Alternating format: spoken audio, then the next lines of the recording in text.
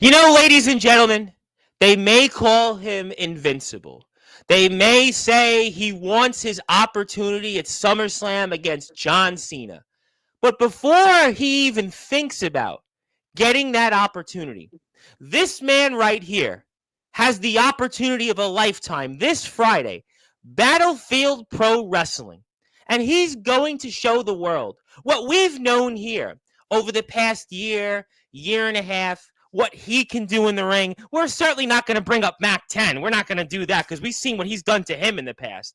But we're going to see what he's going to do to one Tommy Invincible, the man that everybody talks about. Heck, Triple H mentioned him. Matt Cardona certainly has said things about him. He made him famous. And we're going to talk about that opportunity, a once-in-a-lifetime opportunity. And maybe we'll be saying tonight here on Sportswire Radio, it's going to be D Savage versus John Cena at SummerSlam. And seeing what our guest did just a few weeks ago at Battlefield Pro Wrestling against a guy that was supposed to be an American Hammer, Matt Quay. Well, the only thing he might have needed is a hammer to get out of that submission hold. We're going to show that match. We're going to talk about what is going on in 814 Wrestling because, 19 days from now, it looks like finally we're going to get that championship match for our guest. And who knows whatever else we'll talk about. I promise you this will be one for the age. And I've even got something that our guest has long resisted. But I think tonight is the opportunity that we will give that to him. But, since I know we're a little bit behind and I know that our guest, even though he's been here a few times since his last appearance, which again, he's a trivia question because he was the first guest of 2025, I must give him that introduction in prime time on the brightest lights, the biggest stage, the platform. Well, certainly he made famous. Well, he's about to make, everybody else certainly left in the dust. And I better get him here tonight because once he defeats Tommy Invincible, once he gets the opportunity instead of Mr. Invincible against John Cena, we're going to be I'm going to have to pay for him to come on here on Sportswear because already we know now he only gets paid when he goes out there and wrestles. He's long made that clear, but for him to come back on the Sportswear, I'm going to have to shell out my war chest, which, I could do. But before that, let's now get this show on the road in the famous words of Def Leppard frontman Joe Elliott. Let's get rocked, baby, and start this show off in style on Sportswire Radio, the number one global radio station where all music and wrestling matters. So with that,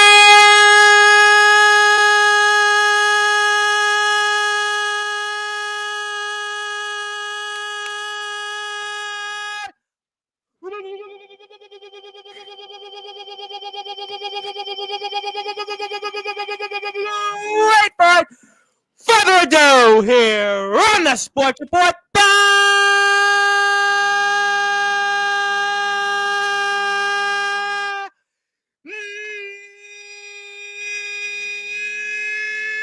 number one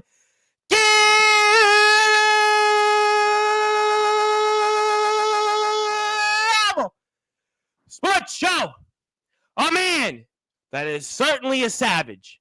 A man that is certainly going to make sure Tommy Invincible is no longer invincible.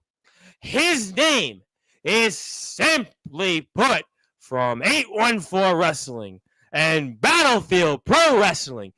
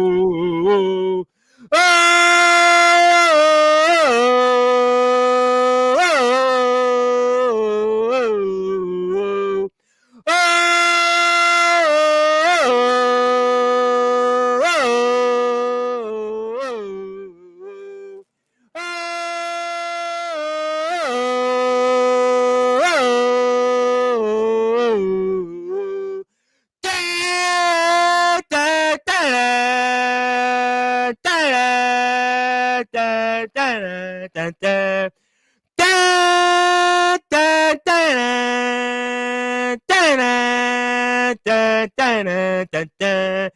Da, da, da, da, da, da, da, da, da.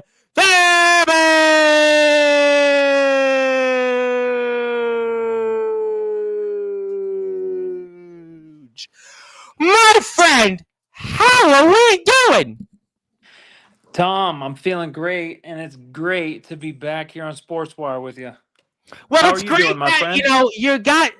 Well, you could certainly shoot because I did watch your video on YouTube where you were really shooting real things. You're not going to shoot on trampoline wrestlers because you have something really big to talk about. But really, you couldn't ask for a better way to come back on because you have a match. I'm like, wow. I was excited. We were talking about this. I'm not even going to bring up Joe Starr to you on Saturday. I'm sure you definitely had something else to do, but we mentioned it then. I mentioned it yesterday because we had on Tommy Har, who, by the way, is the booker of Express and Excel Wrestling, which, obviously I'm sure you might certainly want to definitely talk about him. But, this is just, one of those really you pinch yourself moments. And I know you've come a long way in the last few years. I know you've come a long way in Battlefield Pro Wrestling. Last time you were on, you talked about the Inoue family, learning from that. You got a chance to wrestle with Surge and across the Northeast and upstate New York. You've done a lot of great things in 814 Wrestling. You've connected actually with some guys that have been on this platform that are doing some great things in other promotions. But this opportunity is one of those you're going to remember. You're going to remember that day for you. That day is coming up here, June 6th. I'm going to put that poster up, and we're going to get to that in a minute. But how you feeling right now going into this opportunity against one Tommy Invincible? Well, for a while there, I was a little like starstruck, but then I'm like, this is just it's just another day at the office for me because these are the moments that I train for. These are the moments that I prepare for. So there was no way I wasn't going to be ready when the time came, and now the time is here, and I'm more ready than I've ever been. So on the 6th, Tommy, we're going to find out just how invincible Tommy Invincible is. You know what's exciting about this, and I know the usual, the dog is in the background, but Oh, it's the what's so cat now. He's trying oh, to it's the climb on cat. the All right. Well, trying to climb that on the I know. table. Little But asshole. it's really exciting to me because I know a lot of people will say, they see the backyard, the underground spot. But I actually do a lot of independent wrestling. And what's really great is guys like yourself.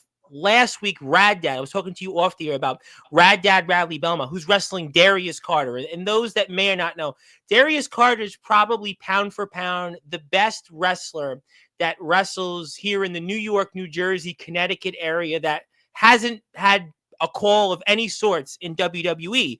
He's wrestling him next Friday. Then Day Jameson, who was on a couple of weeks, I'm sure you've definitely heard of Day Jameson. He's wrestling also on June 13th, the artist formerly known as Fuego del Sol. And they say everything comes in threes. It was 3 weeks ago, Day Jameson's announced to wrestle Fuego del Sol, KJ Orso. Rad Dad last week was announced to wrestle Darius Carter. And then you got Tommy Invincible. To me, this is what it's all about. Guys that might have been in the backyard or the underground, but put the work in and go out and have these opportunities to say, hey, you know what? This is how it's done. And I think that that's a lot of times we don't talk about this, but that shows a lot of the work you put in to get this opportunity, just like Rad Dad and just like Dave Jameson did here on this platform a few weeks back. That's exactly it. The hard work, sacrifice that I've put in. And, speaking of coming from the backyard, it's like there's a lot of guys in the backyard who have talent, who are probably more talented than me, but they don't ever leave that space because they've built such a cushiony atmosphere for themselves, where they're at the top of the mountain. They don't want to have to start all over. I didn't plan on staying in the backyard for my entire life. Once I found out I was, decent at this. So I was like, I need to see where this goes. So, I only spent 2 years in the backyard, and now I haven't even been training. I've been training since October. So we're rolling Was up it what, right 8 months? eight 8 months? months, and here I am going to be standing across from Tommy Invincible. That says a lot to me. That says a lot to me, and it says a lot to Alpha, who believes who believes in me, and gets these contracts signed. So, uh, I get these big matches. But I think that's. I want to talk about the match. I want to talk about Tommy Invincible. I know people are starting to come into the chat. I think people, it's a really monumental thing. But there's a message here. Listen, I am Mr. All Wrestling Miles. I know some people say it's a curse. Some people say it's what it is. But there is a message in what you just said because, if you can better yourself, look at what the opportunity is in front of you. I mean, Rad Dad certainly is a legend, and yes, you can bring the dog on the screen. You might maybe the dog wants to accompany you to the ring. The British Bulldogs had Matilda, and they used to come out with that. But I mean, you can look at that, and Rad Dad had a lot of success in the yard. Dave Jameson was in the yard, but they did show the effort and look at what the opportunities in front of them. And I think that that's also a message for people that if you do want to go out there, there is a way. And you've learned, and we were talking about this off the RJ Carnage, a man that I know very well. I know him from DBW. We were talking about Matt Moore, which you didn't know Matt Moore, but that's okay. He is not as well known as RJ Carnage. It's okay. But there's a message in that if you put the work in, it doesn't matter what you wrestled or whatever it was. If you want to go out there and do it, you have this opportunity. I think that for a lot of people, that should mean something here, especially on this platform where we have a lot of people that maybe one day they do eventually want to train or they eventually want to try and maybe venture into the indies or other places. And you're a guy that's only been here relatively a cup of coffee, and now you're wrestling a man that wants John Cena. Exactly. And that, if I could give any advice, is just you just got to go for it. Because if you don't, you're just going to sit there with regret. And if you're comfortable being where you're at and not challenging yourself, I mean, your career is pretty much dead at that point. You got to challenge yourself, unless you just stay stagnant. And I can't stay stagnant. I got to always be moving forward. No, you should, and I think that means something to people. I think that's no question. A lot of people are going to be really curious about that, and I want to talk about it now because I want to get the poster up here, and I really want to talk about it because I think you mentioned to me briefly, and you didn't know it was going to happen, and we talked about you coming back on, for a while on Sportswire, but I think now it's really one of those, okay, this is your life moments here, and you're going to get that opportunity here. And I have the poster up for it, and let's talk about it now. For those that are listening and watching here in prime time on the brightest lights, the biggest stage, and you're about to go on a big stage, and you've got this, and this is the man, Tommy Invincible. And I mean, talk to me about the preparation now for this match here coming up, which we're now just a few short days away from.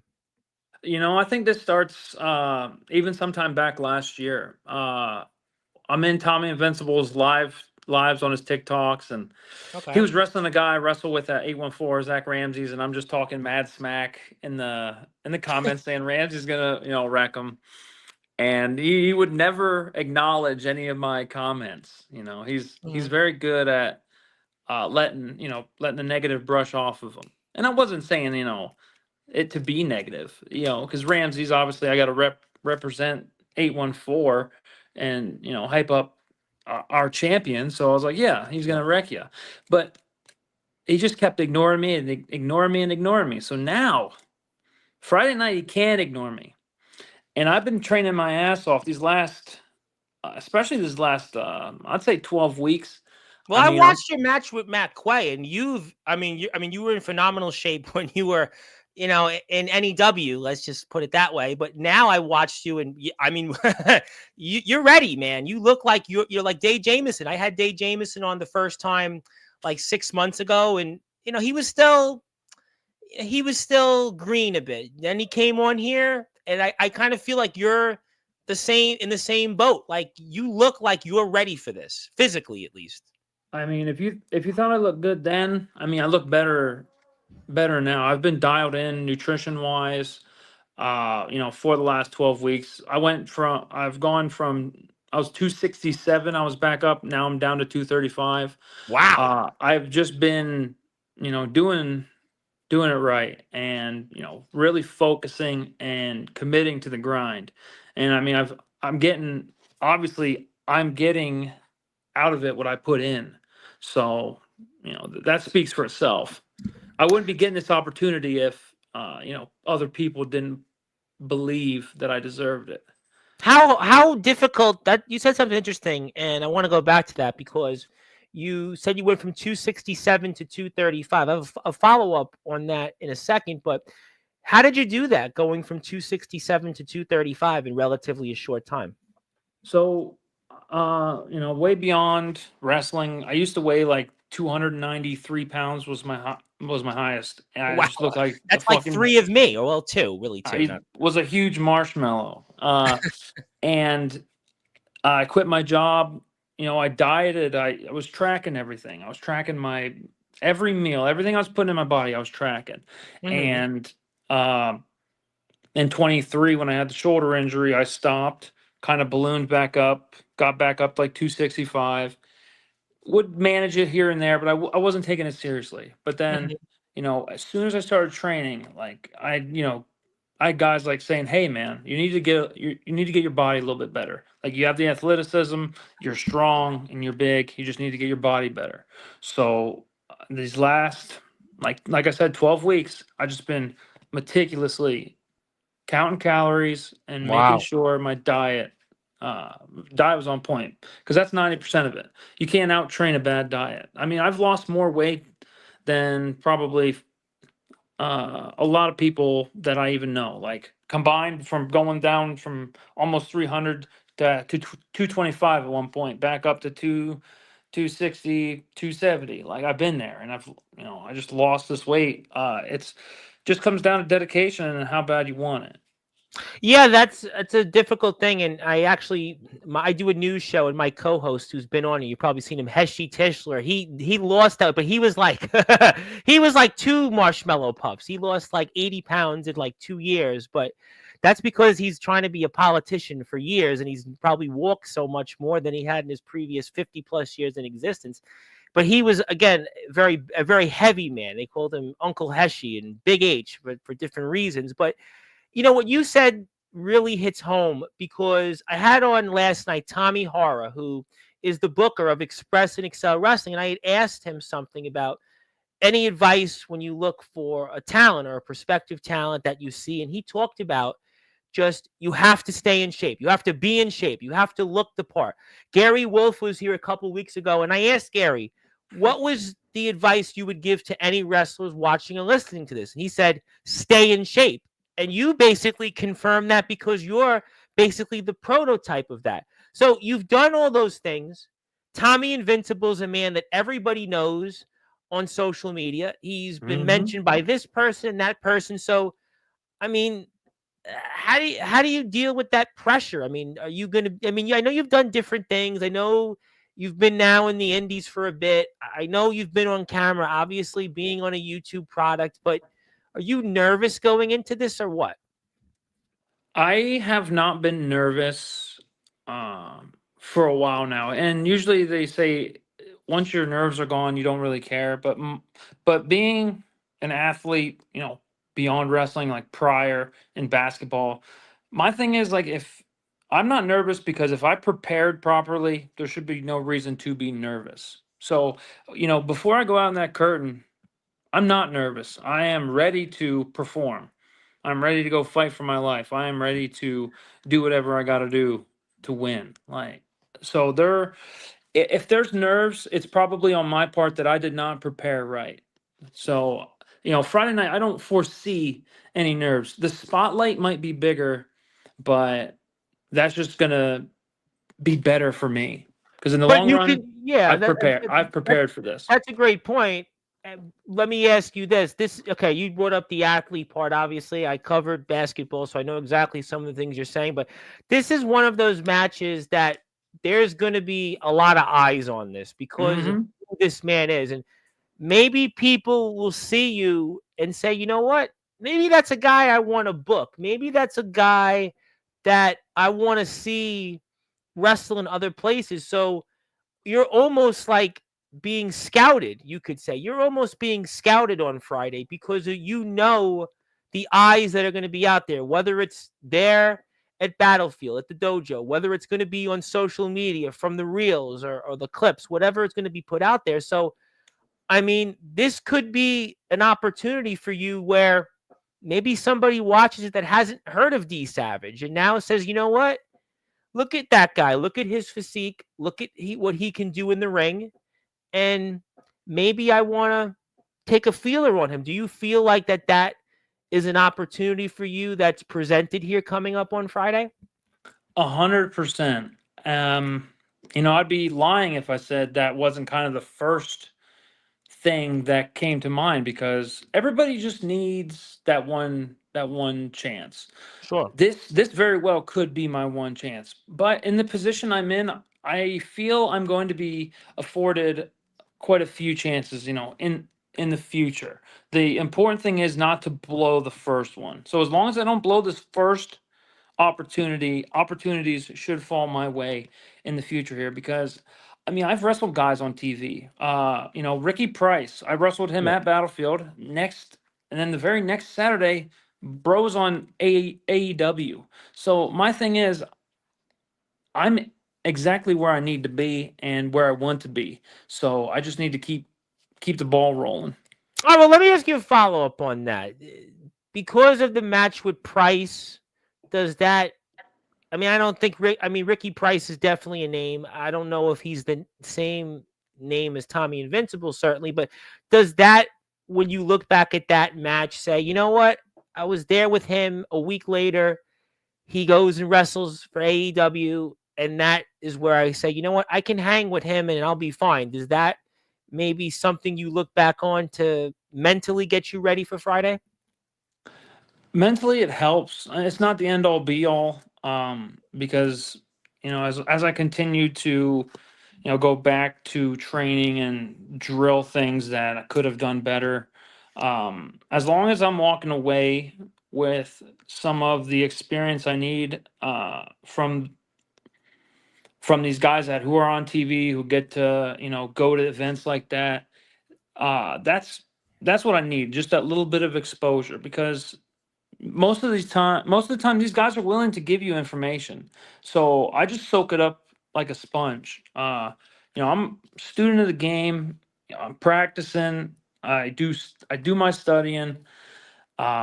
So the rest now is just up to me to perform, and I have had no problems performing yet, so I plan on Yeah, I keeping this mean, ball listen, like rolling. I said, it was really, really, what a great match you had against Matt Quay. And I'm not just saying it because you're on here, but I got a chance to watch the match, and it was really just, there was such a flow and a pace to the match. And we'll put it up here in a few minutes. I want to spend a little more time on this. We're here with Mr. D Savage, who is wrestling Tommy Invincible. And if you don't know who Tommy Invincible is, check him out on Instagram. This is a guy that wants a match with John Cena. This is a guy that was praised by Matt Cardona, wrestled Matt Cardona. You've seen him in GCW. Chris Van Vliet, everybody talks about him, has mentioned him. I mean, this is a guy that he's known by a lot of people in the wrestling world. And Mr. Savage has an opportunity to wrestle him. And it's definitely one of those once in a lifetime opportunities.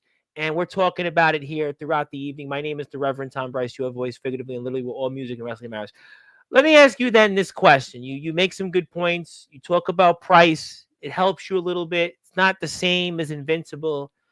But when it comes to, let's say, this match and everything that you've put out there, do you feel like that you have to give it everything you've got or do anything differently, or you just keep the same flow, what you've done so far to get you here? To me, I got to step it up another notch, because if I keep doing the same thing, I'm going to get stagnant. If I'm not going out there to improve on my aggression or improve on my fire, Mm-hmm. um, I'm not getting better. And that's exactly what Tommy Invincible is going to get from me. He's going to get more aggression. He's going to get more fire. And maybe, his name warrants it. I need to make the people believe that he's not invincible. And on Friday night, I'm showing the fans at Battlefield Pro Wrestling that he is not invincible. No, and I think that he hasn't been in there with somebody like you, and I think that is a reason why you want to check out Battlefield Pro Wrestling. You want to check out D Savage. You want to see this jury. So maybe I should ask you for fun then. So you beat Tommy Invincible on Friday. So then you should be now starting the road to SummerSlam against John Cena then in these next 2 months. You should be then obviously starting on that road and journey, because if you defeat Invincible and he wants Cena, so naturally you should be the man to replace him to want that match with Cena, don't you think? Listen, I love Tommy's gumption, his everlasting reach. He's trying to always reach for that brass ring. I'm a little bit more realistic. So when I take Tommy down, my number one priority is the Battlefield Pro Wrestling Futures Championship. So once I take Tommy, there's really no reason why I shouldn't be either number one contender or in the running for the number one contendership for that Futures Championship. That's the end goal right now. You kind of had the same answer that Rad Dad had in a different way. I asked Rad, but talk about Darius Carter, and Darius Carter is number 152 in the PWI 500 last year. A guy that's you probably have heard of like the ECWA. It's a big tournament thing, and he's the champion of it, and he's won numerous belt after belt. He's wrestled here in my neck of the woods. He's the only wrestler I've spoke about here on this platform, other than my personal friend who's a wrestler, Chris Urban. He's the only guy I've ever spoke about here on this platform I've physically seen in real life on a poster. So it's like, to me, it's so fascinating when I speak about Darius Carter, because Rad is wrestling him, but Rad wasn't like, oh, well, now I beat Darius Carter and I'm going to be here. They're going to put me in the WWE ID program. They're going to do no, it's like I get a win here, and it gets me maybe some more opportunities, more matches with guys like a Carter. I think what Day had to say about Fuego del Sol, Day's an interesting guy. I don't know if you know Day or not, but so Day is like basically wanting Lee Moriarty. I mean, he wants them all. But I think your answer was kind of similar. Okay. Yeah, he wants them all. Day Jameson's, he's quite a guy. Godric knows him very well. Well, I got something for you after that. All right, so you do that. All right, but you do that in a second. But my point is that you have a realistic answer, which I think matches Rad's, because he's got a big match like you, but you're more like, hey, listen, I show him what I got. I go out there. I want to stay in-house in the company that I'm in and take a championship that I feel, after what I've been doing so far in Battlefield, should be mine. I thought that's, an interesting response there. I guess if there's one thing that comes out of this, I've been in talks with 814 to try to get this done, but Ace Austin was just released. I saw that, yeah. He's done from TNA, so I'm trying to push for a match with Ace Austin out of 814. So well, that is Dave Jameson like, because Day was on here, wanted Lee Moriarty, and then a day or two later, he got a match with Fuego del Sol. So you know what? I mean, if you could go out there, I mean, you're wrestling Tommy Invincible. I mean, he's got 127,000 some odd followers on Instagram, and you beat him, or even who knows, whatever happens there. Why shouldn't you wrestle Ace Austin? Let's think about it, right? Look at who you've been in the ring with already.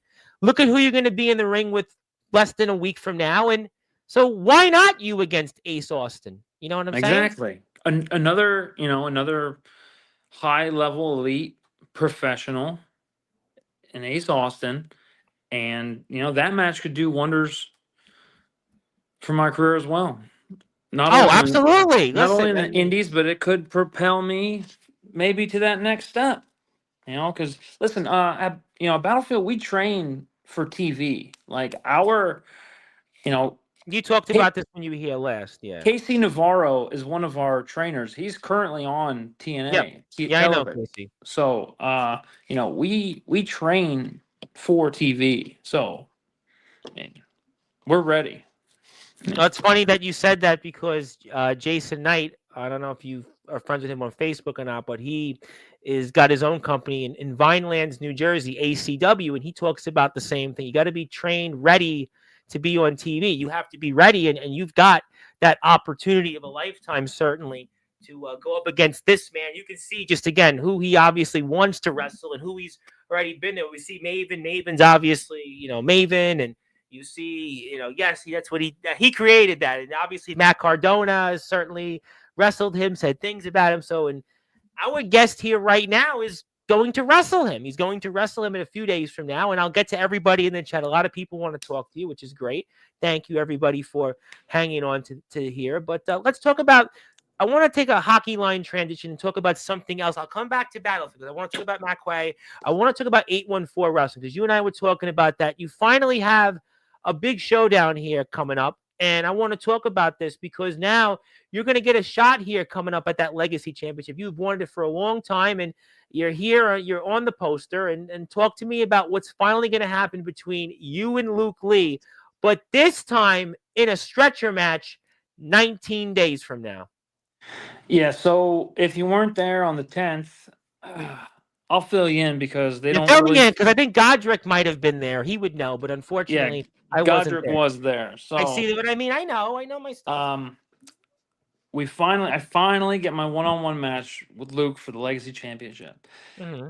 And sparing the details, I pin Luke 1, 2, 3.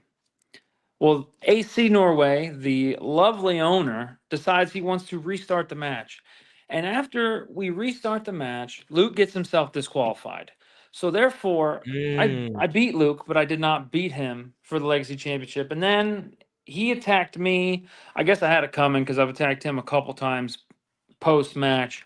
So he sent me out on the stretcher, and then he declared that he wanted to have a stretcher match with me. So at 814 Thundercade, June 21st, in Johnstown, PA, the Galleria, it's D Savage versus Luke Lee for the 814 Legacy Championship in a stretcher match. So how do you prepare for a stretcher match? I haven't talked about many of those over the years. How do you prepare for a stretcher match? I don't even know. Like, I mean, it shouldn't be too hard. If I knock him out, lay him on the stretcher, I'll give this to him. He's resilient. For being 125 or 150 pound twig, he's pretty resilient. He can take a beating, and it's fun. It's fun going around beating his ass. But I don't know how to prepare for it. So I mean, I'm doing a lot of sled pushes. Pushing the sled. So I'm gonna. It's not that season though. I mean, that would have been in winter. Would have worked, I'm sure. But I mean, that's got to be even really more difficult in June. Now that the weather's finally, I think, starting to, at least here in New York, it's finally getting warm. But I mean, I don't know how you do that in June, but I guess you'll try. Yeah, I'm loading the sled up with weight, and I'm just pushing it because I'm just throw him on there. He might not even be knocked out. I might just throw him on there and then just yeet that sucker over the line. So let me ask you then this question: what would it mean to you to be the 814 Wrestling Legacy Champion? What would that mean to you? So without digging in too much of my motives. Yeah, don't, because somebody will go back and say something. We'll just go face value here. Okay. It's going to put me exactly where I need to be because management obviously has been jerking me around for the last 9 months. This has been since October. So since October, so 8 months, they've been jerking me around where AC has promised me a title match, and then it took him 8 months to finally give it to me. And I would have liked a different title, but the Legacy Championship, Luke told me that all I see it as a piece of metal and a piece of leather, but that piece of metal and piece of leather allows you to cash it in on something else. So I see. Once I have that in my possession, management can then no longer restrain me from doing what I plan on doing. So let's just say that it means the world to me. It means, okay, all right, I got that, but certainly it's a stepping stone. It's not something that you want to certainly hold for a long period of time, but it's certainly helpful. It's definitely something that it also allows you to once and for all settle a score here with Luke Lee, because you've obviously been feuding with him for a while, and this kind of, we would expect on June 21st at 814 Pro Wrestling. And please give them a follow on Facebook. They have a lot of followers, thousands of followers, and they run some really great shows. And like I said, I know some of the Express guys have gone there and watched, and And you guys always run in a mall, which I always think is fascinating. We were talking about this. I think was it yesterday's show? Was somebody talked about what do they do? Oh no, it was yesterday's show with Tommy Horror because they were talking about he had a band and he opened up for Avenged Sevenfold. And I asked him, so what was one of the things that you like doing or a memorable moment with the band? He said we would go to the mall, we go to the different malls. So that's why you want to follow 814 Wrestling. But really, what this is about is just it's most importantly to get something that you want to obviously as a stepping stone, but really this expects to end you and Luke Lee once and for all coming up. It has been a year-long headache ever since last year's Battered and Bruised in the triple threat qualifier for the Legacy Championship, where Luke practically stole the win from me.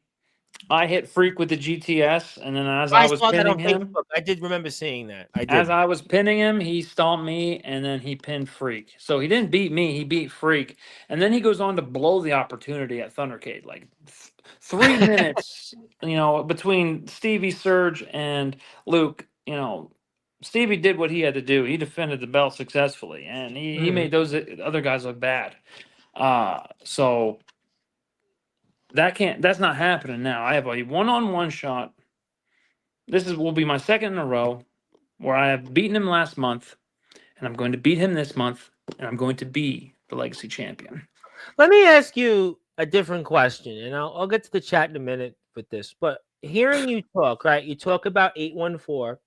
You talk about we've talked a lot about the match with Invincible. After we get through the chat, I want to talk about Matt Quay. I want to watch that match, and then we'll obviously tie it back into Mr. Invincible again. But do you want to maybe go to different places? Do you see yourself wrestling a lot more? Because I bring up Darius Carter last about maybe 5 or 10 minutes ago, and last week he was a huge topic, and obviously that's the definition of what you call a professional wrestler, meaning guy's not in WWE, not in AEW, but that's his living, that's his job. He wrestles 3-4 times a week. There's a guy in the UK, Martin Kirby, who's statistically wrestled more matches than WWE wrestlers. That is his job, to be a professional wrestler. So do you see yourself with these big opportunities coming up, Savage, that maybe you'd like to wrestle more often or in other places that you haven't yet?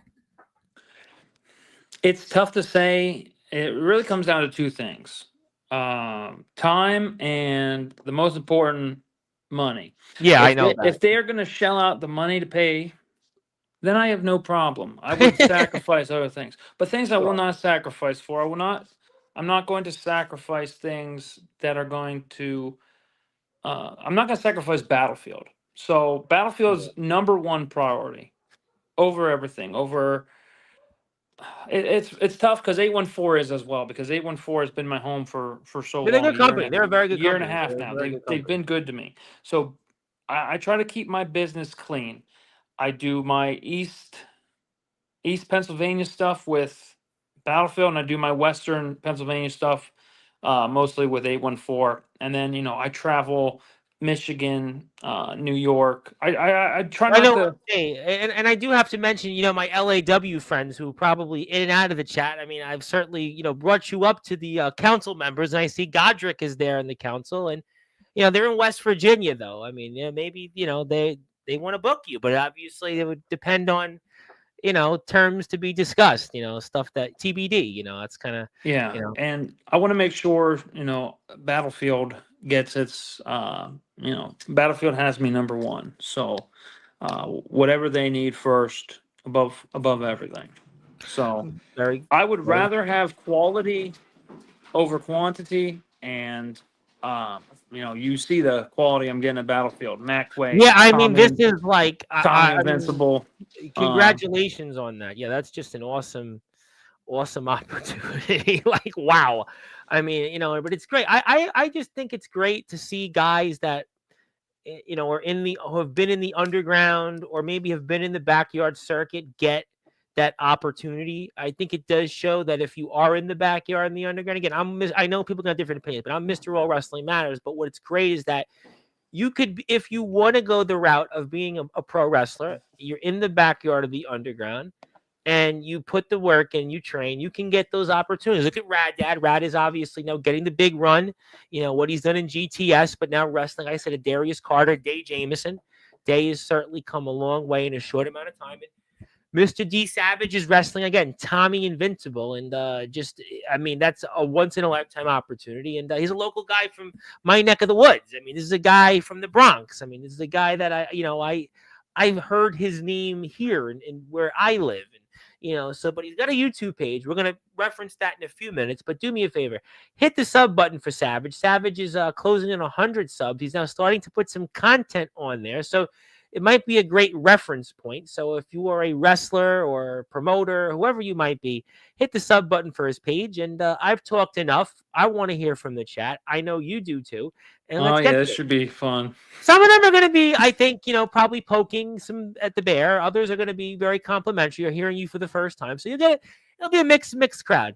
But that's what it's all about. Hello from Zilla. Zilla would like to say hello to you. Thank you, Zilla. And speaking of people, the man that is putting on the show in conjunction with Excel Wrestling, the man who's in your chair next Monday night, Mr. Timothy Titan. He is the man behind Money Mark Media. And all the way, also, he is one of the hosts of the Indie Vision podcast. And maybe they're scouting you as a prospective guest. That's also possible. And he wanted to say that was his nickname in college. Oh, wow. I did not know that. Well, so he's not in college anymore. Though. It's mine now. But on his show, just so you know, so if you go on the Indie Vision podcast, they don't do the long intros like me, but they do this like, "Are you smart?" Yeah, they don't. Nobody does. Nobody wants to do it, but he does this. There's a lot of things that are my gimmick, but let's leave that at that. But what they do on their show is that, "Are you smarter than a fifth grader?" So just be prepared. Godric did really bad on it. Godric's not me. Yeah, they make everybody answer that. They had Day James. I got muscles, not brains. If you go on their show, you'll find out. All right. Bren wouldn't miss this for the world. B Savage is what Jake Dvorak calls me here. Well, we love Bren. Yes, we do. Yes. Bren, You definitely. Bren. When's Bren coming on? When? I don't know. Y'all signed petition. Godric and I brought up petitions. We'll get to him, but he could come on. Anybody's welcome. Listen, Bren, do it. I don't turn anybody away, but ain't it? Well, unless certain individuals, if you're on like the registry, well, that's I think that's we can draw the line. But ain't it great to be alive on a Monday night? Yeah, I mean we're here. I mean, listen, we're here. We'll get to it. I'm sure we'll get to some comments. He's plotting. We'll be on 5 minutes. Ox McCoy, who is one of the people that always ask, "When are you going on?" And he's here, so Ox will probably enjoy that. Speaking of people that will eventually see you very soon, and obviously, you might be getting some new matches that you're going to be wrestling in, right? In Battlefield and 814, and maybe in LAW you'll show up, or Excel and Express, but I don't know if you're showing up to NEW, right? Because it's new. You're going to go to new places, though, right? Yeah, I got to go to new places, right? I don't want to come back and have to step on DHC, so... They've been running amok since I left. Sorry about that. I mean, I know we're here to talk, certainly what you're up to, but yeah, I mean, obviously that was a topic definitely on Wednesday, on Saturday's show and last week as well. Yeah, last Thursday Jake was here, but hello to everybody. Hello to the DHC. Thank you, Raya. Very excited about that. Hello. And speaking of Mr. Unholy, Jake Dvorak, who certainly did put a number on Surge. Surge very well, and he did win the All Wrestling Matters Hardcore Championship at Insanity Calamity 10. And this Saturday, he'll be talking a lot about that. So for sure. Yep. But there is Mr. Godric, who is always here every month, and he says, "Greetings to all on this Monday night. Mr. Savage, good to see you once more. Best of luck in your coming matches, especially in that stretcher match." So he's looking forward to that most. I can't wait for that match either. Finally can get my hands on Luke with no consequences. There's no. I'd like to ask this because Godric was here last Tuesday. Godric is here every month, and a lot of people rave about Godric. He's wrestling Soul Taker. I don't know if you know the Soul Taker. Oh baby, I know Soul Taker. Okay, great. So this is I know. I'm a wrestler. I'm a professional wrestler. All right, so good. All right, this is great because this means now I'm speaking somebody that speaks my lingo here. No, hell yeah, dude. He's wrestling the Soul Taker next Friday. Then the following Saturday, you're wrestling Luke Lee. He's got Dante Casanova. So it's got me thinking, and it got me thinking about this. I know Godric's here right after his match with Casanova. And I'm curious because I know you were supposed to wrestle Andrew Lovelace, and I don't even know what happened there, and who knows. COVID. Well, whatever. Well, I'm gonna leave it at Ooh. that. Andrew and Max Hammer, they're gonna be here soon. Hammer Time messaged me, and he's not gonna say you can't touch this, and he's not gonna be too legit to quit. But Godric Sandwell is one of those guys that I like watching in the ring. What I saw you do against Matt Quay and who you're going to wrestle has got me thinking. I mean, would you really want to step in the ring with Godric Sandwell sometime? How about it? Here's the thing. When Godric was on the last time I believe it was the last time you had him, you showed his match with somebody. Yes, it was Matt McCoy. Matt McCoy. Yeah, he was jacked. He was Matt really McCoy. good. Yeah, it was Matt McCoy. Yep, that was the last Express show. Correct. It was refreshing. So refreshing to finally call this bang, bang, shot, whatever you want. Finally, I come on your show and I see some good wrestling. No, we had some. Rad Dad was here last Monday. Well, I didn't see Rad Dad. Right, I'm just saying what I saw. I ain't throwing shots at Rad Dad. Okay, all right. You know, if you're a professional wrestler, you're not going to take this shot. But I mean, it was refreshing to see someone who could wrestle on your show because I get that. I was like, this is a good match. This is a match that I would actually sit here and watch. And little spoiler alert, a little nugget for you: Timothy Titan was the referee of the match. It was actually the referee. I don't know if you. Me and Gondrick could happen down the road, whether it be at PWX or 814. Don't matter. It's not out of the realm of possible. Well, I know the booker of Express Wrestling was here yesterday, so he knows who you are. So I'm sure he's got the paper, he got the pen, and he's got the paper route because they do that as bookers. I learned, and he's probably now thinking it. But yeah, that's what they do. So, but yeah, you and Godric, I think that would be a really interesting match. I think that would be a match. I would like to see. I mean, because you and Andrew was going to happen, but listen, that was eons ago, and I think you and Godric makes more sense because Godric has tested himself against guys like you. He's been in there with La El Shaddai. He's been in there with Matt McCoy. He's going to be in there with Dante Casanova. He's got the Soul Taker. He's tagged with the Soul Taker. So if you think about Godric, you and Godric makes more sense. I love Andrew Lovelace, but I don't know if Andrew Lovelace, it has the chemistry. Maybe it would, but at that moment, I don't know if it did. But you and Godric, it makes sense from a chemistry standpoint. That's just my point. Yeah, and watching that match with him and McCoy, I was definitely interested. Yeah, he's Godric is he's very versatile in the ring. He can go and he's traveled. I mean, Godric is some people think he's pound for pound the best up and coming wrestler right now in the circuit. I mean, that's what some people they say, and to have him here every month, and he's here now and he's listening and he's listening. I mean, those are the type of guys that I want to wrestle against, guys who I are think passionate. you and Day, to be fair, Day was here a couple weeks ago. Day is pretty good. You and Day would be good too. Day, you and Day. I've not seen Day, and there's no disrespect. Yeah. To him, but he was at the I don't know if you saw JCW had a show last Friday, Juggalo Championship Wrestling. Juggalo. He was there with Daniel Tafua. He got into a segment, and so Day is another guy that I think. But I think you and Godric makes sense from a technical standpoint. From a technical, what he's done in the ring, it's maybe LAW would make that happen. Maybe LAW would make that happen. We'll see. I don't think you could bring the cat on camera if you want. Tell us more about your cat. No more about Tommy Invincible. All right, yeah, Tommy, you're no longer relevant. This is Master Chief. Wow. Well, I actually today in my travels, I saw a cat that looked like yours. Now, who would have guessed I'd see a cat like that again? And I woke him up from his slumber. So, well, the intro. Listen, Tommy Horror's cat yesterday was screaming because he didn't like the intro, the cat. So, and Godric wanted to see the cat. Yeah. Well, that's how it goes. And I mean, you don't got CM Punk, you got Tommy Invincible. So yeah, the Punk match is probably way down the line. So listen, I mean, the story with that was. Hey. I work for this one. If you beat Invincible, he wants Cena. Instead of Punk, you might be getting Cena at SummerSlam. Yeah, I'll be getting my first WWE Championship match. But the story behind Punk was when he got fired or let go from AEW. I Yeah, I messaged him remember on Instagram because I was trying to replace Spade as my Star Clash match with CM that. Punk. Okay. I hit Yeah. him up. Okay. He never opened it, so joke was on me.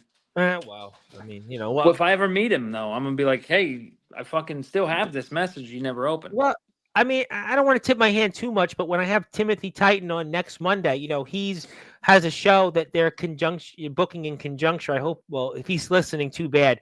They're booking Rhino on that show, so maybe you can get a match with Rhino in July. You take Rhino, Oh, my I'd old love friend. to have a match with Rhino. So That would maybe that. be that would be a banger. Well, maybe that. Timmy's. I know Timmy's going to hear this somewhere. He's here next Monday night, so. You'll definitely be brought up Monday night. You'll be brought up. So he's booking the show with Money Mark again in July. I think it's the 21st of July. So who knows? McDonald's and a Red Bull diet. Have you ever had the McDonald's Red Bull diet? Just curious. Any Oh advice? man, I used to eat 2 McChickens and McDouble medium fry and a large sweet tea like every day of my life. I was only almost 300 pounds for a reason, but Okay. I'm a Monster guy, not Red Bull. Well, I mean, yeah, I've never actually had either, but although I had a guy, I don't think you know him, a guy Maverick, who's from West Virginia. He's in the WVWF, and he drove Billy Gunn to a show. He was on a show with him, and the promoter asked him to get him. And speaking of McDonald's, Billy Gunn doused like 6 Big Macs in like 5 minutes. No, seriously, because he said his advice was, well, I've got to go, I've got to run. So he said he and Maverick said he's never seen anybody eat like that quick and just devour it. I mean, Billy Gunn's a big dude. Yeah, he's like actually 6'5", and he's 6'5", still he's still ripped. I mean, yes, he's actually at a show that I do work with, Thunder Mountain Wrestling. See, I get pro wrestlers on. I mean, we have a guy Ramrock. I mean, I know you see the trampoline guys and you tune in on that moment, but I had Godric, I had Rad. There's people who wrestle on trampolines. There apparently are. There are people Fucking that nerds. do it, and I am supportive of it. But I do get my pros on too. I mean, we get everybody on. I know of dedication. You'd probably be much more man if I brought up the Boston Celtics and what happened with them and the Knicks. But I'm not going to do that. I'm not a Knicks fan. What happened with the Knicks and the Pacers, huh? I'll tell you what happened. I will tell you what happened with that because I actually watched all this. We'll get to the chat in a minute. What happened is the Knicks don't have a bench. The Knicks can't go up and down the court with the Pacers. The Knicks blew a 14-point lead with 3 minutes left, but the Knicks they only have two offensive players. The Pacers had McCurtain off the bench. They had certainly Halliburton. They had Siakam. They had what's his face Banks. They ran 6 or 7 guys deep. The Knicks had realistically 2 players offensively that could score, and you shut them down. That's the series. Here's the thing. New York should have just been happy they beat Boston because they shouldn't have even been there in the first place. Should have been 3-1 Boston. Well, to be fair, Boston blew 2 20-point leads. Exactly. Boston blew 2 20-point leads. So it should have been 3-1, and then maybe they go back for game 6. Yeah, I don't know. Even the Knicks when they won the 4th game, Boston was up double digits in the 3rd quarter. You know that going into the first 4 games of that series, again, I'm objective on it. The Celtics were up 79% of the total minutes. Oh yeah, in the 4 games in the series. That was an actual stat that they actually had showed during Game 5 of the telecast. They're 79% in the series going into the 5th game. I've been a Celtics fan since 2008, and we've been blowing leads, the last couple years. So I am no stranger to this. Last year when it didn't happen and we won the championship, I was like, oh shit, finally. And then we talked about this last year. Back to being the same old Celtics. Yeah, but I think the Knicks, like I said, the Knicks to me, Indiana, they want to get up and down the court. The Knicks are a half-court team, and I think that hurt them, and the Pacers also hit the 3 ball. They left them open so many times. I mean, the Pacers, it was almost like they were playing horse out there. But that's the Pacers are kind of like a dollar store version of the Celtics. They play They play the same type of basketball.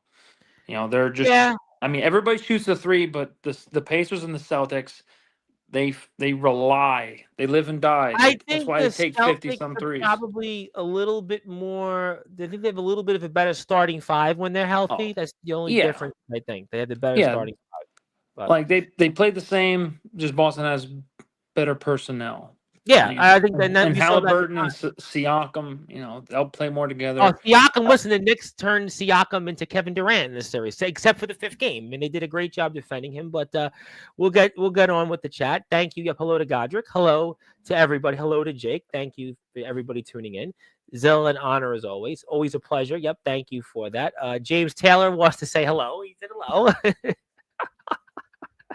It's always funny when people say hello. Hello, Miss Hello to Taylor. Good evening. Hello, hello Even for there. a short, see, you know what? And I'm glad somebody stole my liner notes because without even looking at the chat, even for a short time, you were on this gentleman's radar. It would be an honor to step in the ring with you far sooner than later. It's gonna, by the end of the year, guaranteed it'll happen. No, We because wrestle out there, in Western PA. they're in Uh, McKeesport. You're in Johnstown, right? yeah, and AC is good, always good at bringing in new talent, and I'm sure that his guy's good at bringing in new talent. Because they want to keep things fresh. They want to bring in fresh faces, spice it up. And whose face is fresher than mine? Get me out there at PWX. Well, it's Express Wrestling. It's Express now. Oh, They call it Express. Yeah, it's fire and me. yeah. Well, no, that's okay. Tommy Har is the booker. He's coming back. It's okay. He was here in the All chat. right. But no, it's funny about Express Wrestling. I've actually got the address memorized: 2125 Beacon Street, McKeesport, Pennsylvania, the Express Building. So in case you need to know where it is, 2125 Beacon Street, McKeesport. Did Loveless hammer it into your head, or? No, I just I've had covered it. So, I know you say, oh, pro wrestlers don't come on as much, but I've had Express Day. Remember, Day worked at Express. He's back there. Godric, Daniel. I don't know if you know Daniel Tafua. He's been part of Express Wrestling. Probably if I saw him. You probably would. You obviously Hammer has been here. Hammer time. You can't not remember him in Loveless. So I've had on a lot of Tommy Hara. Obviously, I've had Timothy Titan.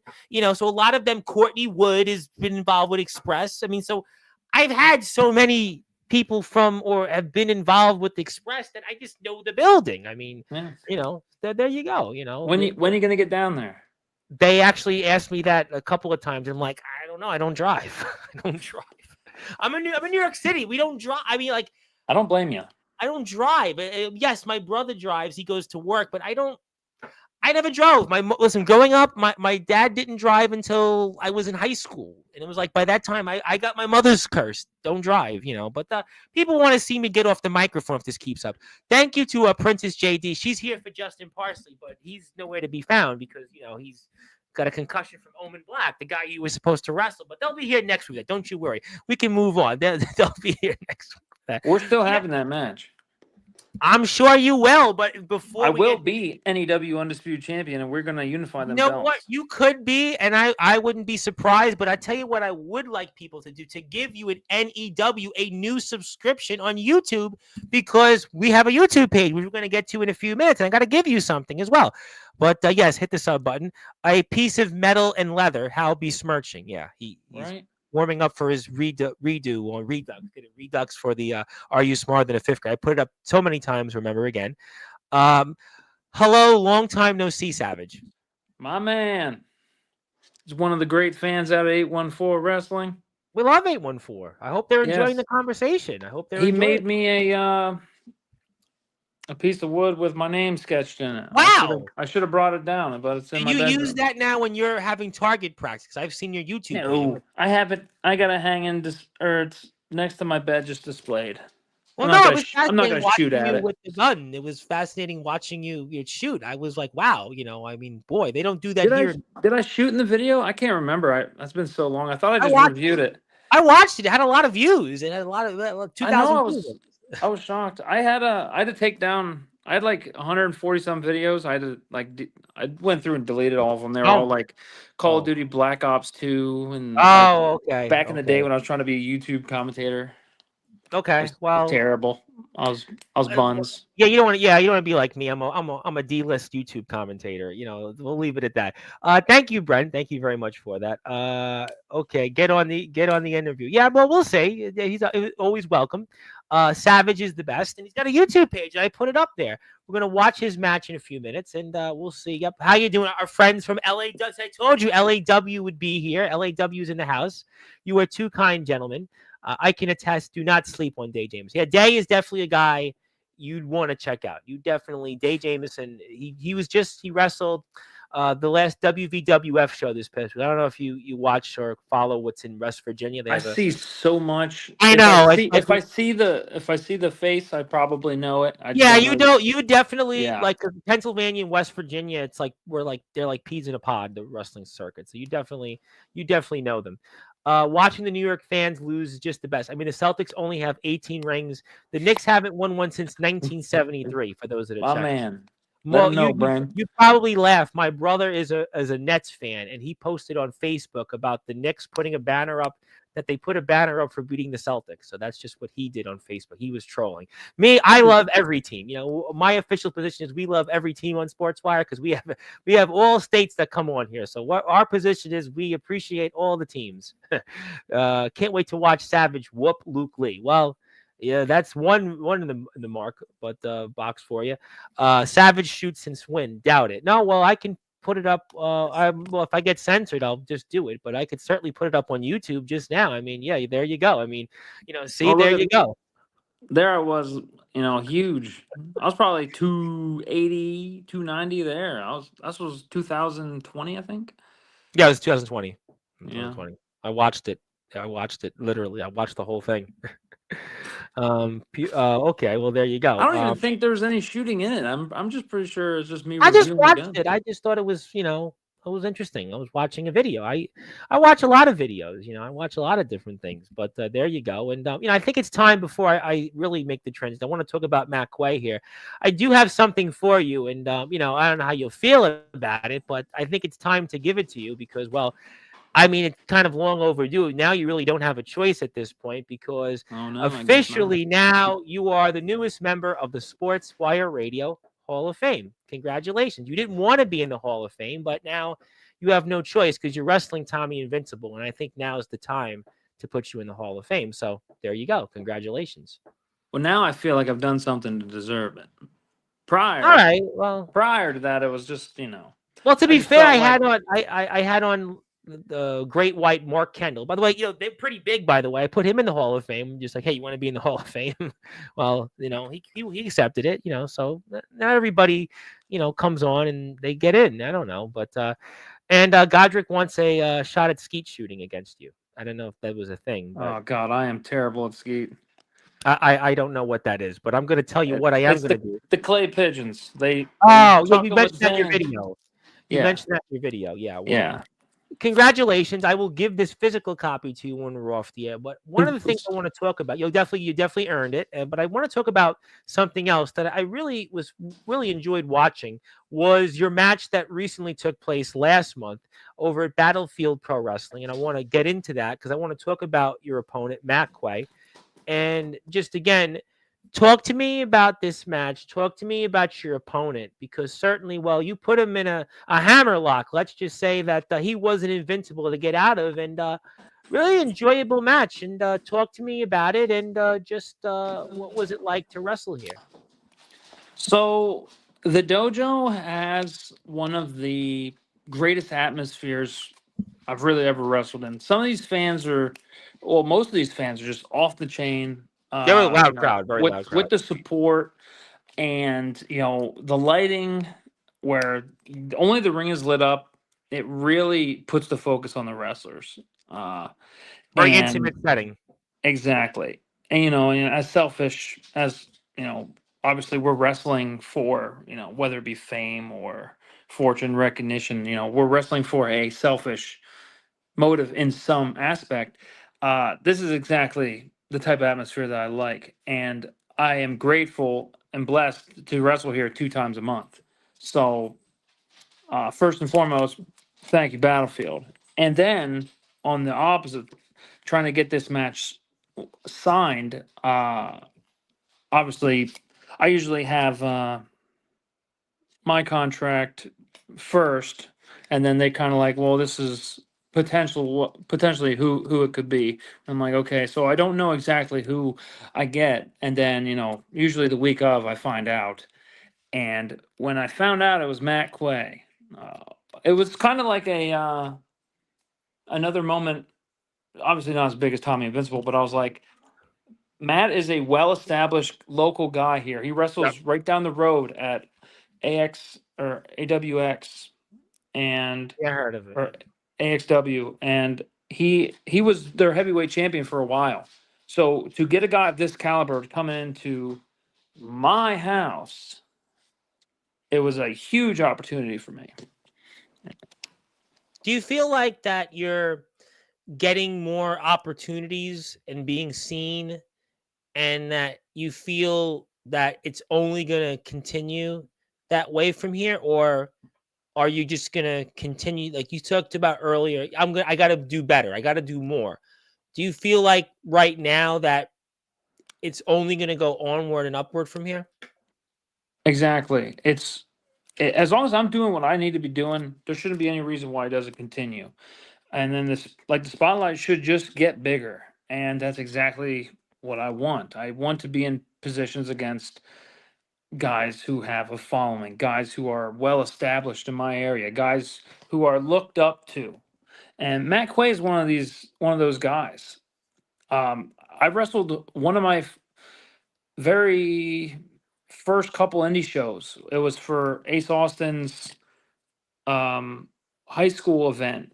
It was like a free show for them where Matt Quay was on the card, and I was in a battle royal, but like I got to see, these guys, and this was not even 2 years ago. So, and now here I am wrestling with them in the ring, one on one at Battlefield on one of the biggest stages I've ever been on. Yeah, you're moving great. I mean, to tell you the truth, I mean, you wouldn't have known that you've been out there just for a short time, because you look at the match so far, the start of it, and you're going back and forth with him. And this is a guy that's obviously, like you said, a veteran, guy that's had a lot of success, a guy that's gone out there and certainly been an accomplished wrestler. And you're adapting throughout the match. You're able to go out there and use your strengths to be able to control the pace, to control the tempo with a guy like Matt Quay, who's obviously going to use maybe some of his versatility, some of his moves off the top rope, where you might want to go out there and kind of keep it in the ring because of what your strength and size can bring to the table.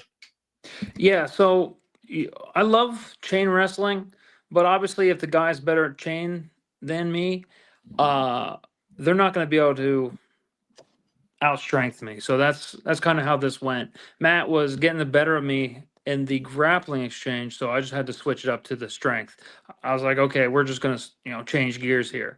And then once I did that, I was pretty much fully in control of this match.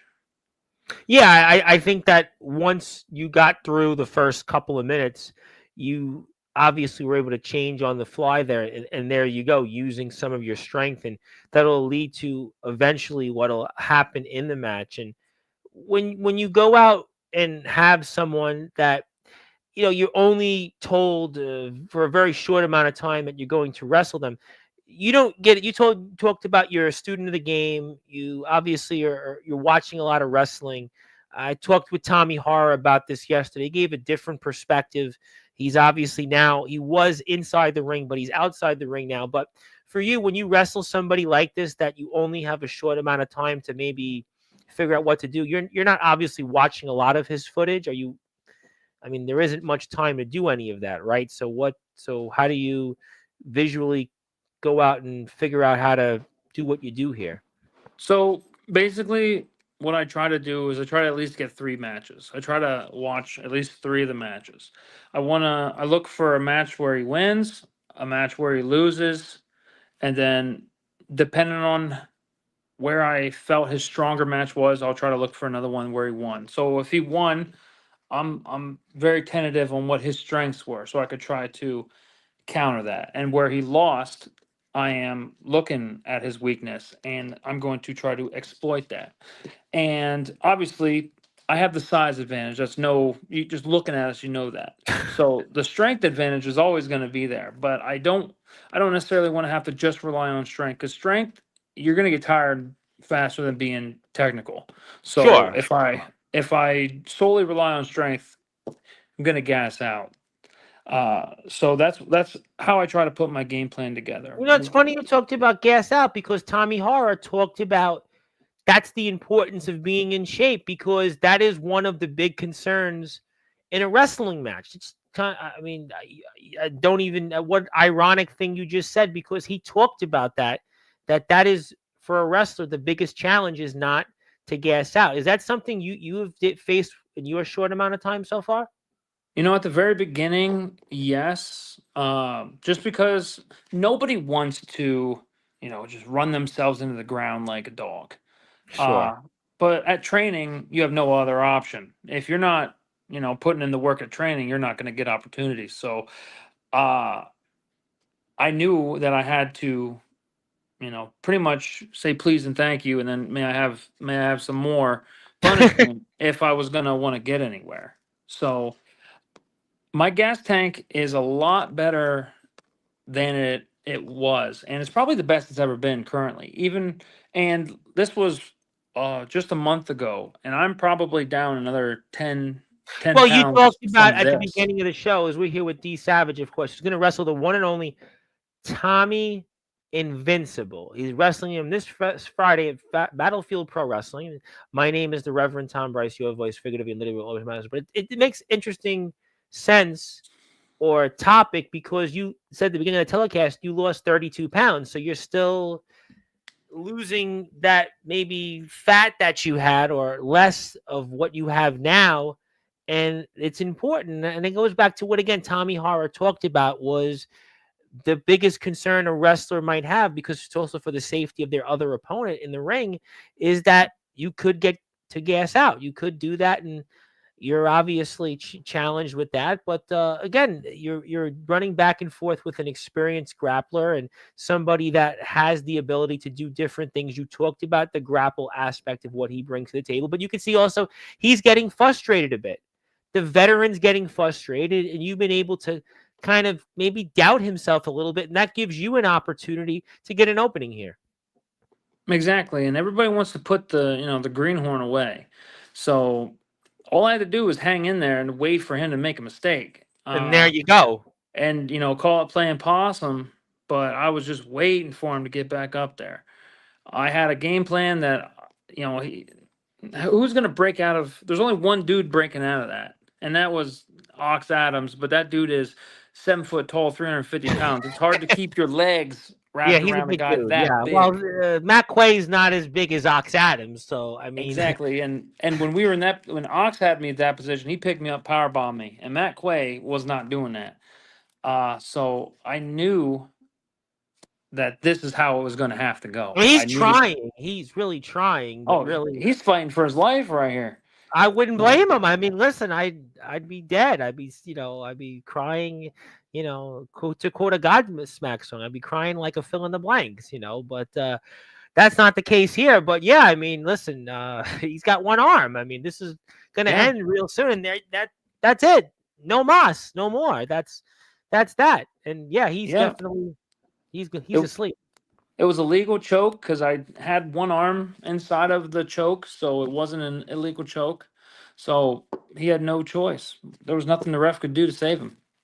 Well, but you're using your strength to your advantage. You're using what you've learned in the dojo, and that's kind of what your hallmark is, and that's what's going to get you to be successful, whether it's here in Battlefield, whether it's in 814. And you certainly even added more injury to insult. I mean, or more insult to injury, because you kicked him, Mr. Quay. Why did you do that for? Why did you add more insult to him? You already made him tap out. I mean, hey, I had to let him know when he goes back to wherever he came from, and he wants to tell his buddies about coming to Battlefield. Just know Yeah, I D don't think he Savage. wants to be in the ring with you. D Savage is here waiting. I don't think that he's going to be in the ring with you again. I think that obviously he knows that he can shake the hands of the fans, but he definitely didn't get the upper hand that night. And I did exactly what I wanted to do, make a statement. I And think, that also goes back to your original point, which is why you want gold in Battlefield Pro Wrestling, especially in the futures, because that's where you see yourself controlling that division. Because look at what you just did to Matt Quay. Anybody else that wants to step up, well, look at what happened to him. So really, that's what you're setting your sights on. You want to control that division. yeah, I am 3-1 at Battlefield, and my only loss coming against Ox when I walked out of the match. And, I just didn't think Ox deserved to wrestle me anymore. So I said, all right, I'm leaving. And other than that, I haven't been beat yet. So Tommy Invincible, if you're watching this, just We're gonna know get to that him. I'm gonna get to him in a couple of minutes because you got a very tall task ahead of we're you. gonna end with him. But I do know that there are people here on YouTube coming in and out of the chat throughout the show. Give D Savage a sub. He's got another couple of subs here tonight. He got a couple more subs, so we did our job. But let's get him a few more subs. Let's get him over 100. He's right there. If you like what you see, give him a sub. And speaking of people that should give you a sub, it's Omen Black on his show and his platform. He should definitely give you a subscription because we're gonna unify them belts, brother. well, maybe you're certainly not going to unify the 814 Legacy Championship when you win that in the 21st with the IMF title. I mean, if that's what you're talking about, I don't know if we can really unify those. We're gonna do whatever we want. Who's gonna stop us? I'm certainly not. I'm definitely not doing that. And there was some guy that came in here that said, "What up?" But I'm not going to say his name. I'm not. No, who was it? Who was it? it? I'm saying no comment. It's probably Spade, wasn't it? No, and I would say his name. Spade is comes on here. I like Spade. I know you don't like him, but I would say Who that was a man that has a podcast that I would say very few people tune into. A man that has a background. I'm not going to say who he is. All I'm going to do is this. That's who he is. Yeah, you'll see it on the stream. You'll see it, but I'm not saying his name. I'm not going to do like Joe. But Zilla, don't say his name. And Ox McCoy's laughing at that because is it Joe Hendry? Is it Joe Hendry? No, well, you never know. I could get Joe Hendry on Sportswire. I've had Rhino. I've had Savio Vega. I've had Gary Wolf.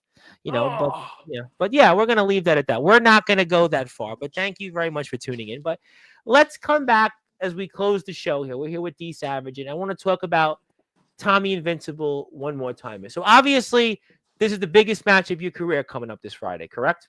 Oh hell yeah, baby! Biggest name, biggest stage. Well, that is certainly true. So what would be your final words for Tommy Invincible here coming up?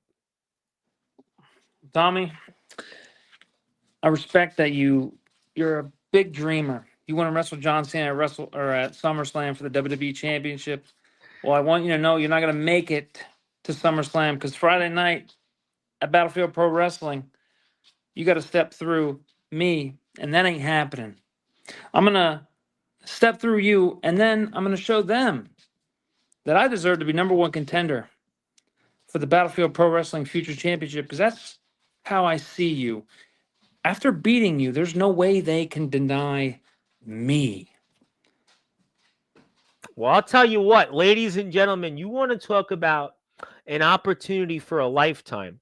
D Savage has that opportunity here coming up this coming Friday at the Battlefield Pro Wrestling Dojo. It's going to take place at 137 Erin Lane in Broadheadsville, Pennsylvania. The doors open 7:30 p.m. Bell time is 8 o'clock, and all seats are $20. What a deal that is. Ladies and gentlemen, I went out and saw Mission Impossible Final Reckoning, and I can tell you my ticket at IMAX was worth more than that. The cost of popcorn and a drink was worth more than that. But you can go and watch a pro wrestling show. You can watch two of the very best up-and-coming wrestlers right now, and you can do that and watch a slew of other great matches and fantastic talent to boot for just $20 on a Friday night. What a great way if you have a kid, and what a great way if you have a family to spend a Friday night with and watch pro wrestling. I said it yesterday on Sportswire Radio. There is to me nothing like independent pro wrestling. There is nothing to me like being out there. My friend Chris Urban, shout out to him. Guy is wrestling. He wrestles in New Jersey, comes out of the House of Glory dojo, trained by Amazing Red, and just is killing it out there. And D Savage is one of those guys. Let's support those that came up here from our community, a guy that came up here. Look at what he's doing now, and he's got an opportunity for a lifetime.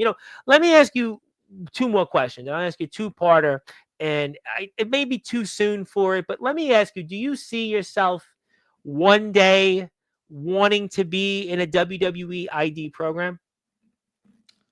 100%. I mean, my goal is to make it to TV. Whether that be AEW, TNA, WWE, doesn't really matter. The goal now would be TV. So, I'm just treating every opportunity, with the utmost attention and respect, and knowing that this stuff doesn't just happen to happen. So ultimately, if it was WWE, I'll take it. But I mean, I'm just going for TV. That's Well, number I mean, one the goal. reason I bring it up, a guy Skrilla came on here who was big in the another guy in the backyard who made the transition, the GBYWN, and he wrestled Lexus King. He wrestled him Hmm. last year while he was a WWE wrestler, and I had asked him that question, and he's obviously has a little more experience, full disclosure, than you in the Indies, but he was a backyard guy that made the transition, and he was like, no, it's on my radar. I want to do it. I'm there. And he felt like almost when I asked him about Lexus King, and he's wrestled other guys, but he felt like I don't want to say he was jealous, but he felt almost like that he could see himself being there and he's not there. My last part to everything we spoke about tonight: is there a sense, I don't want to say jealousy of Tommy Invincible, but is there a sense of like, well, what if he's gotten all these opportunities? I got a better look. I'm more of a serious wrestler. I've applied the work. Because Skrilla even said there was a couple of months that he took off because he felt like, I wrestled this guy. Everybody said the match was great. I know different people, and I didn't get a call. I didn't get anything. Does that creep into your thoughts at all, that if whatever reason maybe you don't get a call for something, maybe you don't get a look from people, is that something you fight Here's with as well? my outlook on this.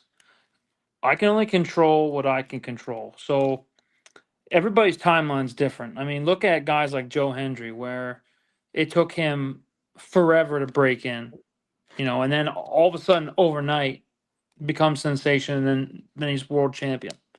So guys, everybody's story is going to be different, and I can see where the jealousy could come from, because it's easy to see what you're doing to make yourself better, and then if you go out and you think you outperform somebody and be like, why am I not in the same position?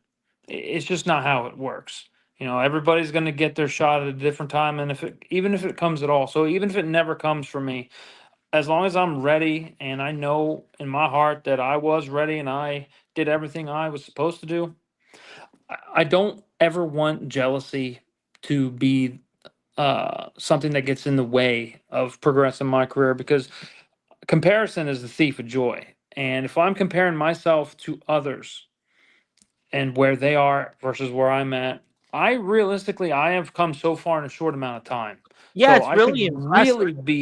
I should really be thankful for what I have currently. Because, as much as everybody wants to, shit on the trampoline guys, if you guys progress to, you know, in this in wrestling and you want to succeed, you will. You just have to put yourself in those positions. You have to stay ready. Yeah, some of them, I think some of them have. There's Ace Reed who's been training. He's a guy that's taken the narrative. There's somebody else out there. I don't want to say his name.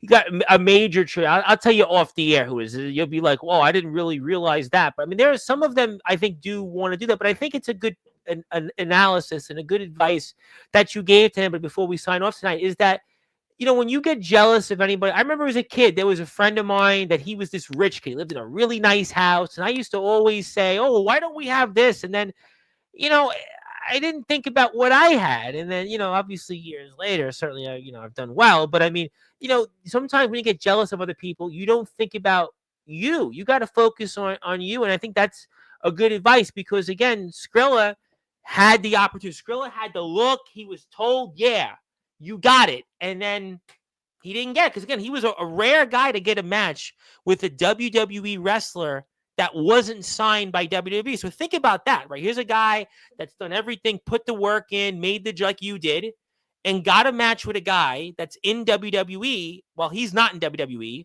but he didn't get the call. I mean, so you don't know. You just have to keep going out there. There are just some people that, my buddy Chris Urban, he was 40 something years old. He's 40, like 42, 43, and only took him like 2 or 3 years ago to finally go pro. You don't really know. Everybody's clock, everybody's schedule, everybody's timing is different. Rad Dad, spent a long time in the yard and made the transition, but it took him a long time even now to get the where he is. So you don't know. But I tell you what, ladies and gentlemen, before we sign off here, you have to support D Savage. You have to go hit the sub button for him on YouTube. Check him out on Instagram. And I can't stress enough how important it is to support what he's doing and guys like him that are going to have an opportunity against the one and only Tommy Invincible. Like I said, he may call himself Invincible. He may want a match with Cena. But I think D Savage, he's got to get through first. And something tells me that D Savage is going to certainly have plenty to say about that. I want to say hello, not to you, but our friend Athena from Pennsylvania, but sadly from the other side of Pennsylvania. She's in Philadelphia. But one more thing I want to ask you. Have you asked the Inoue family or even Serge anything going into this? I mean, I see Alpha 2-3 times a week, so um, he's my head trainer, so it's hard not to hard not to see him. Okay, So all right. He's if there's anything he needs to tell me, he tells me. There's no sugarcoating it, no trying to give it to me easy. He tells you exactly what he needs from you, and he communicates that. And that's why I feel like that's why I'm in the position I'm in. I'm in good hands, and I trust the structure above me. And that's all I can do. No, I that's trust what I trust them that they're going to do the best for me. I think that's great advice before we sign off is that you're in good hands. You're with the people that, I mean, listen, people talk about the Hart family and then it's the Inoue family. You think about wrestling royalty and you have it. I know from the DBW guys that RJ Carnage, he raves about, you train with him and he raves about. RJ is one of the hardest working guys I've seen. So, Oh, absolutely. I know that from the DBW guys. They come you know, on here and they know him. I mean, yeah, I work out. know I work out with RJ. I train with RJ.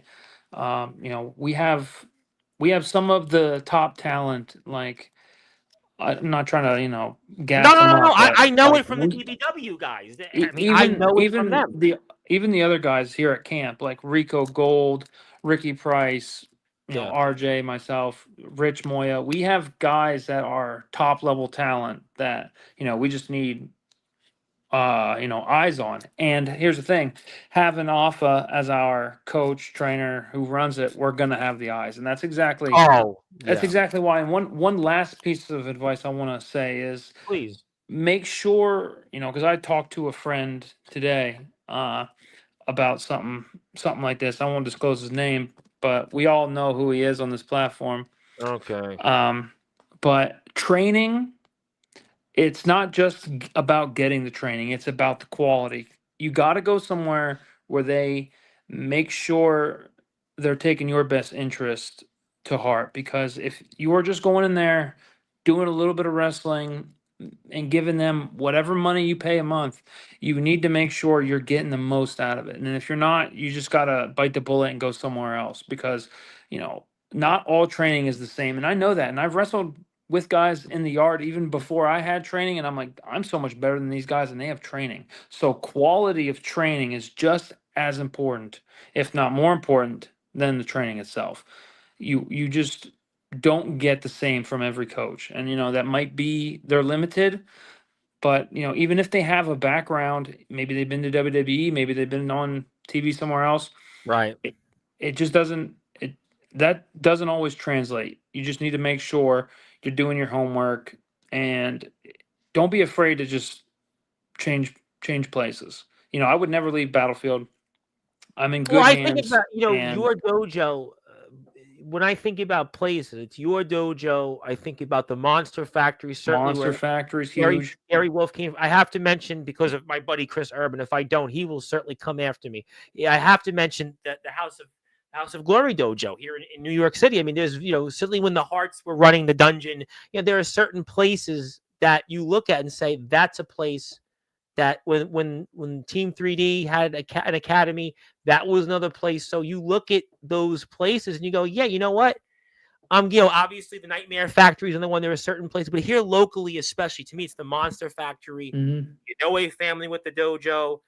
Here with Amazing Red, what he's done. I've seen the House of Glory up close, so I know what's been done there. So like those are places you're gonna learn from there.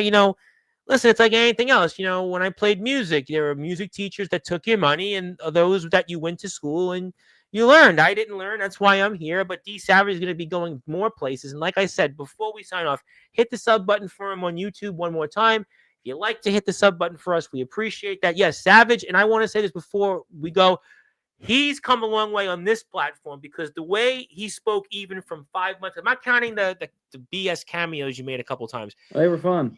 They were fun, but this is but you're fun. But I'll be honest with you, I really want to move away. I don't do a lot of that stuff because it's important to what you said here tonight. What you talked about. And, you remind me of Day, not in your two different ring wrestlers, but his last appearance, your previous appearances on here. You sound tonight like a professional wrestler. Not to say that you didn't in January or before when you came on, but tonight, D Savage, to me, talking to him was like talking to Godric, talking to Day, talking to Rad, talking to Ramrock, talking to Timothy Titan, talking to Michael McMoney, talking to Tommy Horror yesterday, well, not quite Gary Wolf. You haven't made it to that level yet, but you know what I'm saying. Talking to Alpha Zoe. Alpha Zoe, certainly Jonathan Gresham wrestling. That's what I think, the Tribal Cheese, other name. That's where you are to tonight. You've officially, to me, graduated. You are now a professional wrestler. Congratulations. I think I've seen the jump. We love everything you've done elsewhere, but now I see you as a professional wrestler. You have shown that. I cannot wait to talk to you next month about what you're doing. Now I pass the baton to you. I give you the floor. Any closing thoughts? Anything else you want to plug, share, or say? And take it away. Well, I know Brent is probably waiting for me to go absolutely scorched earth. No, it's up to you. It's your closing thought. You can say whatever you want. You want to say, But we're whatever you gonna want. keep it professional here, because I mean, I appreciate your kind words, because Alpha, really does a great job at getting us ready.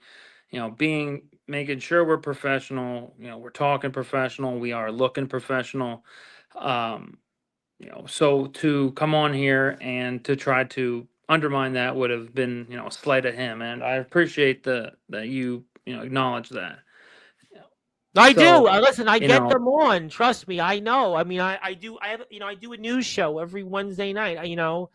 Like I don't want to undermine you. No, you have Tommy Invincible coming up. I mean, let's, it would be fun. People, I'm sure, want to hear you talk about, certain names. But I think at the end of the day, it's not gonna. It gets short-term views, but in the long run, yeah, what you're doing is everybody should aspire to be. That's yeah, I what got no that's all I'm beef there for. with nobody.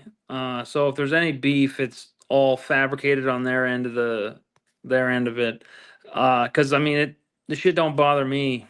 I don't No, lose sleep over it. and I think that people sometimes they don't. Listen. People they take criticism and they take it a different way. People just don't. Listen. People say plenty of things. I'm in the street every day. You can only Exactly. imagine. People say things. But you go forward and look at what you've done. To me, you set an example, and I think the moral of what you say sometimes on the internet is you're actually trying to help people. sometimes you got to look at it. One of the biggest flaws I've had is that I should have listened more to now I can take it, but I didn't listen enough to constructive criticism. Sometimes it's good Yeah. to hear other people because it only helps you. My mother always said, I'm only trying to help you. And I didn't understand it till years later. I mean, now I got it, but it takes time. And, sometimes people, they'll get it. It'll all No. click. Trust me, it'll all click. October, I was defending in real life versus, it came out in March, but in October, I was defending the NEW NEW. Undisputed Championship in a You I don't want Quit to call it the match. world title, the undisputed title. What do you call it? Well, I don't want to disgrace the title because it's not a world title. It's the Yeah. Undisputed Championship. I mean, it's the Undisputed Championship for a reason. Spade's just Yep. retarded. But, it's, October, I lost the belt. Came out that I lost it in March, but then 8 months later, I'm wrestling Tommy Invincible. So Sane was my very last backyard match, and now I am wrestling Tommy Invincible. So Hey, you you know, know what? It's great. Listen, I think that there was a I'll say it because I know he's not tuning in. Neff, who is in a retracted company, is in Memphis Wrestling. All the big names. I'm sure you've heard of Memphis Wrestling, and he was here a couple months ago. A few months before that, he was in retracted company. That where a guy that showed up to a place you were in. So it can certainly change at any given time, and I think you've done a lot of great things. And please, if you're out there, follow him on Instagram, check him out on YouTube. Also, please support Battlefield Pro Wrestling. We cannot stress it enough. Please support Battlefield Pro Wrestling. Please support 814 Wrestling. Please support independent wrestling shows. I always donate a ticket to every wrestling show that I humanly possibly can. Please support independent wrestling. I can't stress enough the importance of independent wrestling. That is where wrestling lives. Trust me on that. Without live independent wrestling, we don't have the opportunities that we have. And he finally can't fight it anymore. He is now in the Sportswire Radio Hall of Fame and long overdue. And my friend, congratulations. Really, really impressed with what you've been doing out there. And you have now, like I said, I put you now in the same category as the professional wrestlers that come on here. Welcome to that. Congratulations. We will definitely see you next month. And I want to talk about the aftermath of these matches here. You got me excited. You got me fired up. And I'm going to definitely ask Godric Sandwell here in 20 days about that match he's going to have with you because it's going to happen. Oh, it's going to happen. It's real. It's damn real. It's going to happen. Oh, it's going to happen because I know Godric and I know his promoters. Oh, I know them. So, yeah, it's going to happen. But until then, D Savage, he's definitely happening against Tommy Invincible coming up here this Friday. Battlefield Pro Wrestling. Go to their Instagram page for more details. Also, check him out at 814 Wrestling. He's there June 21st in Johnstown. Please check out his match against Luke Lee for the Legacy Championship. My name is the Reverend Tom Bryce, and if you're on Sportswire Radio, hit the sub button. I have another pro wrestler tomorrow, by the way. Another pro wrestler later time, though. You'll be in bed. I have the Eclipse from HCW in Arkansas. So, we're getting there. Another pro wrestler on, so that'll be fun. Another guy, Joey Knight Jr., who graduated from promo wrestling, but he trained and, he's in the ring and yes, it's real. And I got his partner in the establishment, the Real Eclipse, and he's going to be here to talk about that. So I look forward to that. Thank you, everybody, for your support. Please support NEW. You can go support them. Go support Zilla. Go support all the great people, D Savage, everybody else. And good morning, good afternoon, good evening, wherever you are on the number one global radio station, the Sportswire Radio, where all music and wrestling matters. Thank you so much. Have a great night. See you.